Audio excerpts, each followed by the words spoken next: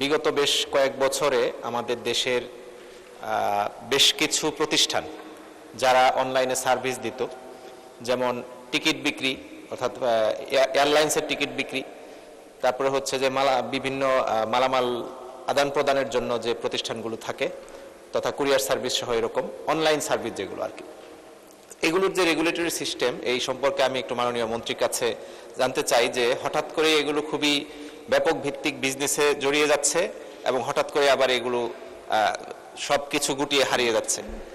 এগুলো রেগুলেটরির জন্য কি পদ্ধতি অবলম্বন করা হয়?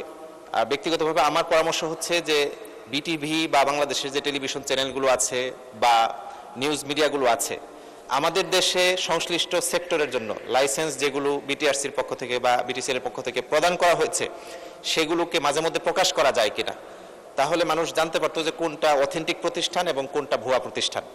অনেকেই এই ভুয়া প্রতিষ্ঠানগুলোর মাধ্যমে প্রতারিত হচ্ছে। আমি মাননীয় মন্ত্রীর কাছে জানতে চাই যে এ ব্যাপারে কি পদক্ষেপ নেওয়া হচ্ছে। ধন্যবাদ মাননীয় স্পিকার।